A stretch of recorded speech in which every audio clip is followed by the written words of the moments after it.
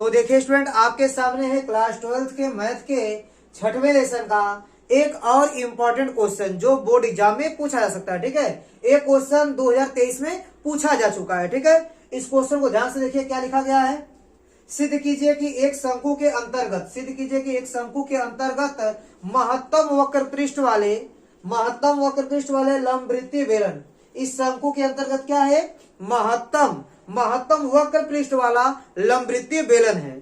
ठीक है, महत्तम वक्र पृष्ठ वाला लंबवृत्तीय बेलन की जो त्रिज्या होगी वो शंकु की त्रिज्या की आधी होगी। मतलब ये बताना है कि इसके अंतर्गत जो शंकु है उसके अंतर्गत जो बेलन है उसका वक्र पृष्ठ महत्तम है। कब महत्तम है? जब बेलन की जो त्रिज्या है वो शंकु की त्रिज्या की क्या हो? आधी हो। चलिए इसी को सिद्ध करना पड़ेगा हमको। ठीक है, तो चलिए इसको हल करते हैं।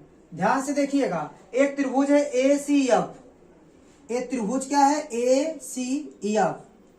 ध्यान दीजिएगा, यहां लिखेंगे चूंकि त्रिभुज ACF त्रिभुज EDF के क्या होगा? समरूप होगा। समरूप त्रिभुज EDF समरूप क्यों होगा? देखिए, बड़े वाले त्रिभुज में यहाँ 90 डिग्री बनेगा और छोटे वाले में यहाँ 90 डिग्री बनेगा। एक कोण बराबर हो गया।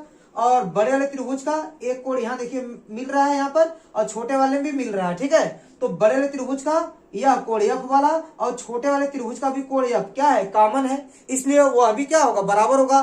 तो जब बड़े वाले त्रिभुज और छोटे वाले त्रिभुज में दो कोण बराबर मिल गए तो दोनों त्रिभुज आपस में क्या हो जाएंगे? समरूप हो जाएंगे। एंगल समरूपता से। ठीक है, इसलिए क्या हो जाएगा? जब ये समरूप हो जाएंगे तो इनकी जो संगत भुजाएं हैं वो समानुपाती हो जाएंगी। क्या हो जाएंगी? समानुपाती हो जाएंगी। ठीक है, तो संगत भुजाएं कौन कौन सी होंगी? देखिए ये जो कोण है इसके सामने की भुजा बड़े त्रिभुज में क्या है? AC, और इस कोण के सामने की भुजा छोटे त्रिभुज में क्या है? ED बटे ED बराबर। अब ध्यान दीजिएगा, बड़े वाले त्रिभुज का तीसरा कोण छोटे वाले त्रिभुज के तीसरे कोण के बराबर होगा। तो बड़े वाले त्रिभुज में तीसरे कोण के सामने भुजा कौन है? CF, और इस छोटे वाले त्रिभुज में इस कोण के सामने भुजा क्या है? DF। ये आपस में क्या होंगे? बराबर होंगे। ध्यान दीजिएगा, AC क्या है? शंकु की ऊंचाई। तो शंकु की ऊंचाई कितनी है? Capital H। आप यहां लिख देंगे कैपिटल H बटे ED। ED का मान कितना? देखिए ED का मान कितना है? स्मॉल h, क्योंकि ये किसकी ऊंचाई है? बेलन की ऊंचाई है, स्मॉल h बराबर CF। CF का मान कितना? देखिए CF का मान कैपिटल R है। और DF कैसे मिलेगा आपको? देखिए DF इतना छोटा सा है, एक कैपिटल R में स्मॉल r को यदि आप घटा देंगे तो आपको DF मिल जाएगा। DF कैसे मिलेगा? Capital R minus small r। ठीक है, अब ध्यान दीजिएगा, आपको देखिए त्रिज्या को ही दिखाना है। ठीक है, तो आप H का मान निकाल लीजिए, तो त्रिज्या गुणा कर लीजिए। तो HR बराबर यहाँ क्या मिलेगा? HR माइनस R यह मिलेगा आपको। तो स्मॉल h का मान क्या मिल जाएगा? कैपिटल H और capital R minus small r बटे क्या आएगा? Capital R। ये मिल गया आपको स्मॉल h का मान। ठीक है, अब आपको महत्तम किसको दिखाना है? वक्र पृष्ठ को। किसके वक्र पृष्ठ को? लंबवृत्तीय बेलन के वक्र पृष्ठ को आपको महत्तम दिखाना है, तो उसी का आप फलन बनाएंगे। ठीक है, तो बेलन का वक्र पृष्ठ क्या होगा? यहाँ लिखिए, आप लिखेंगे बेलन का वक्र पृष्ठ। बेलन का वक्र पृष्ठ यस बराबर, इसको सही से लिख दीजिए, बेलन का वक्र पृष्ठ। ठीक है, वक्र पृष्ठ को कैपिटल S दिखा दीजिए। बेलन का वक्र पृष्ठ कितना होता है? 2πRh। ठीक है, देखिए यहाँ R और H दोनों चर है, तो आप जब डिफरेंशियल करेंगे तो आपको किसी एक ही चर के सापेक्ष करना पड़ेगा। इससे बढ़िया कि आप एक ही चर में इसको परिवर्तित कर लीजिए। यहाँ R भी है और H भी है, आपको R की ही आवश्यकता पड़ेगी, क्योंकि आपको त्रिज्या को ही दिखाना है कि बेलन की त्रिज्या शंकु की त्रिज्या की आधी होगी। H से कोई मतलब नहीं है, तो आप यहाँ से H हटा दीजिए। देखिए यहाँ से समीकरण 1 की सहायता से, तो H बराबर आपको क्या मिलेगा? 2πR, और स्मॉल h का मान कितना हो जाएगा आपका? रुकिए मैं इसको मिटाकर सही से लिखता हूं। स्मॉल h का मान आपका हो जाएगा capital H R minus R बटे क्या हो गया? R। ठीक है, अब देखिए जो भी शंकु जो है, शंकु की ऊंचाई और त्रिज्या क्या है? फिक्स है, वो वेरिएबल नहीं है, वो चर नहीं है। कैसा है? अचर है। तो अचर है तो अचर की भांति व्यवहार करेगा, उसका डिफरेंशियल वगैरह कुछ नहीं होगा। ठीक है, शंकु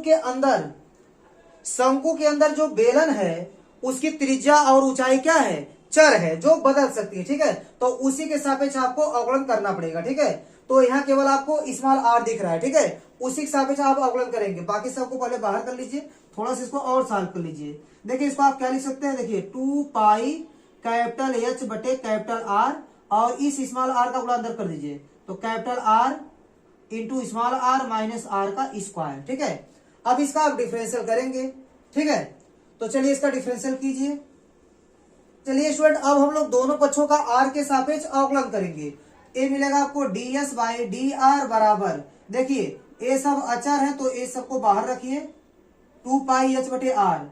अब इसका आप डिफरेंशियल कीजिए, आर के सापेक्ष आप कर रहे हैं, कैपिटल आर आपका कांस्टेंट है, तो आर का डिफरेंशियल कितना हो जाएगा, 1 हो जाएगा, माइनस आर स्क्वायर का हो जाएगा 2r। ठीक है, अब जो D S by D R उसको 0 बराबर करके आप आर का मान निकालिए। देखिए डी एस बटे डी आर बराबर 0 कीजिए।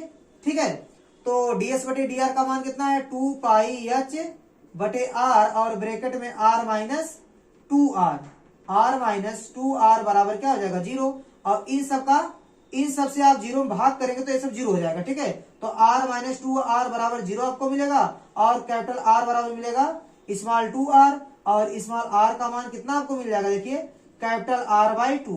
ठीक है, अब इसको आप डबल डिफरेंशियल वाले में रखेंगे, आप इसको मान सकते हैं समीकरण नंबर 1। ठीक है, समीकरण नंबर 1 मान लीजिए। समीकरण 1 का एक बार फिर से आपको डिफरेंशियल करना पड़ेगा। ठीक है, आप इसको नोट कर सकते हैं। तो चलिए स्टूडेंट, अब आपको समीकरण 1 का एक बार फिर डिफरेंशियल करना पड़ेगा आर के सापेक्ष। तो लिखेंगे समीकरण 1 का आर के सापेक्ष अवकलन करने पर देखिए आपको क्या मिलेगा, देखिए ये हो जाएगा आपका D by D R, R के सापेक्ष करना पड़ेगा आपको। ठीक है, ब्रैकेट में D S by D R बराबर ये आपका मिलेगा 2 पाई एच अपान आर। ये क्या है, अचर, इसको बाहर कर लीजिए। फिर आपको आर के सापेक्ष करना पड़ेगा किसका, आर माइनस 2r का। ठीक है, ये हो जाएगा आपका D two S by D R का स्क्वायर बराबर ये हो जाएगा आपका 2 पाई एच बटे कैपिटल आर और इस आर का डिफरेंशियल अचर पद इसलिए 0 हो जाएगा, माइनस 2 आर का स्मॉल आर का डिफरेंशियल 1 हो जाएगा। ठीक है, तो ध्यान दीजिएगा आपको मिलेगा D two S by D R square बराबर, देखिए कितना मिलेगा, ये आपको मिलेगा -2, 0 - 2 मतलब -2 का गुणा कर दीजिए, -4 पाई एच बटे कैपिटल आर। ठीक है, तो ध्यान दीजिएगा स्टूडेंट, आपको मिल चुका है d two S by D R square. तो d two S by D R square में आप आर बराबर आर बाई 2 रखिए। ठीक है, आर बाई 2 रखिए, तो कुछ भी रखेंगे तो आपको क्या मिलेगा, देखिए ये आपको मिलेगा निगेटिव, स्मॉल आर की वैल्यू आर बाई 2 आपको रखना है, तो स्मॉल आर आपको इसमें दिख नहीं रहा है। ठीक है, तो इसका मान क्या आएगा, जो भी आएगा वो निगेटिव ही आएगा। देखिए यह माइनस है, इसका मतलब आर बराबर कैपिटल आर बाई 2 रखने पर D two S by D R square का मान क्या आ गया, निगेटिव आ गया। इसका मतलब आर बराबर कैपिटल आर बाई 2 पर जो यश है, यश का मतलब इस बेलन का जो वक्र पृष्ठ वो क्या है, महत्तम है। तो लिख देंगे, इसलिए ये निगेटिव आ गया, इसलिए आर बराबर आर बाई 2 पर यश क्या है, महत्तम है। क्या है, महत्तम है। अतः यह सिद्ध हो गया कि महत्तम वक्र पृष्ठ वाला जो लंबवृत्तीय बेलन होता है, ठीक है, शंकु के अंतर्गत महत्तम वक्र पृष्ठ वाला जो बेलन होता है उसकी जो त्रिज्या होती है और शंकु की त्रिज्या की क्या होती है, आधी। देखिए शंकु की त्रिज्या की आधी है कौन, बेलन की त्रिज्या। ठीक है स्टूडेंट, तो उम्मीद करता हूं कि एक क्वेश्चन भी आपको अच्छे से समझ में आया होगा। तो मेरा वीडियो देखने के लिए आपका बहुत बहुत धन्यवाद। प्लीज आप मेरे चैनल को लाइक कीजिए, शेयर कीजिए और सब्सक्राइब कीजिए। धन्यवाद।